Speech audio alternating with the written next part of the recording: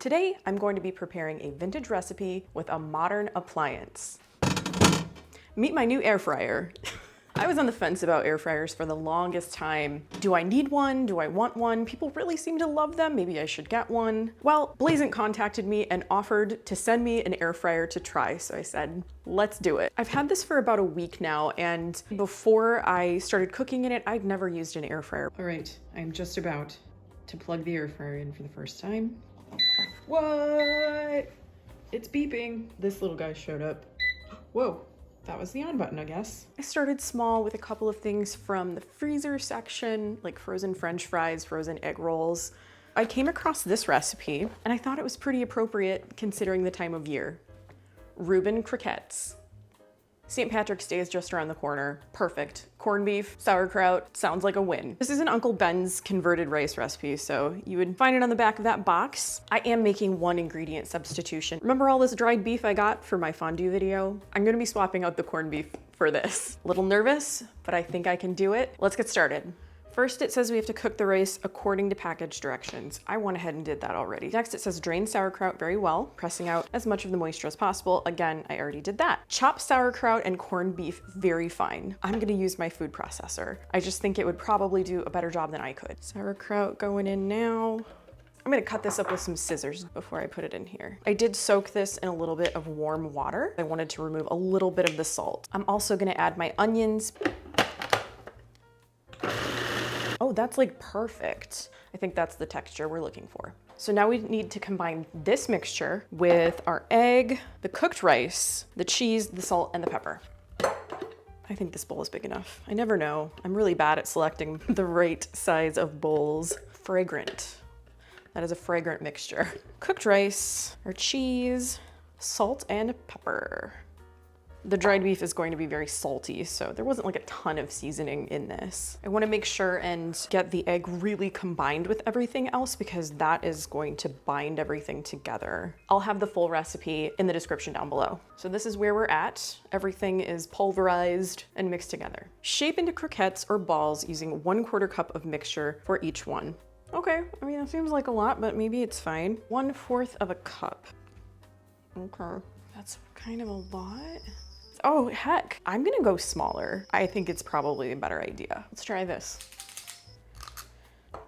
So as I was making the recipe, it was supposed to make 9 croquettes. I went a little bit smaller, and so I came up with 11. From here, I'm supposed to dip these in an egg wash and then roll them in crumbs. That is not going to work, I already know that. So I'm gonna stick these in the freezer for a while and hope that they kind of firm up, and then I can proceed with the rest of the recipe. While my croquettes are in the freezer firming up, I'm gonna go ahead and put together the dipping sauce. So we have mayonnaise, then some milk, yellow mustard, and then we've got a couple of teaspoons of lemon juice. I'm trying to decide what kind of sauce this is going to be. Usually with a Reuben, you have Thousand Island dressing. Seems like there's quite a few tangy sour ingredients in this. The mustard, the lemon juice. That made a lot of sauce.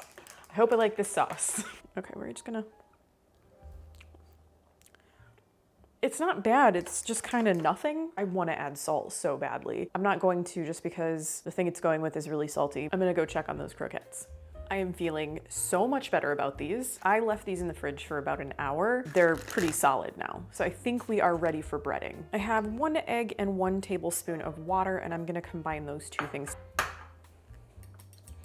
The recipe says to use fine dry breadcrumbs. I have panko breadcrumbs. I also threw a little bit of seasoned salt in there. Roll each croquette in crumbs, then egg mixture, and then crumbs again. This is working beautifully. I'm really glad that I stuck these into the freezer. Highly recommend doing that. These would be a great thing to batch cook and just keep them in a sealed container or freezer bag in the freezer and then just pull out a few whenever you need them. I am pretty pleased with that.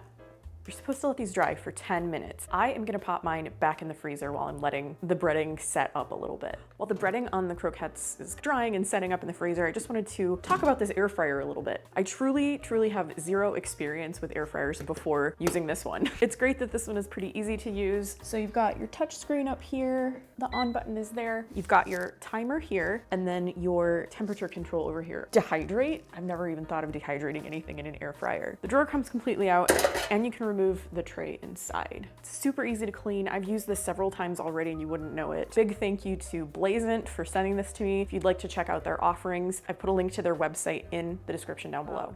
I went ahead and I preheated the air fryer to 390 degrees. The original recipe says that you can either pan fry these or you can bake them at 450. I've discovered that usually you don't need quite as high a temperature in a recipe if you're converting it to an air fryer. I'm gonna air fry these for about 10 minutes, shake them up a little bit, and then go another 10 minutes. I'm gonna just spray these with a little bit of oil. Some people like to use cooking spray. I don't usually have cooking spray on hand. Cooking oil, like vegetable oil, if you brush it on or spray it on, it works pretty good. Just a few sprays. So I'll check on these after 10 minutes and see where we're at.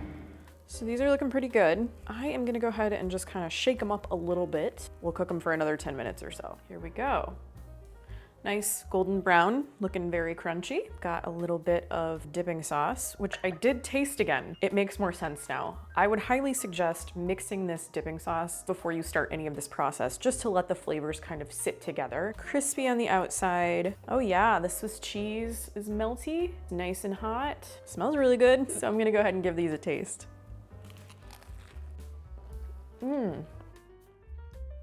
That is very good. This would be a great football appetizer. I know football season's over, but you gotta plan for next year, right? Great for St. Patrick's Day, or really anytime.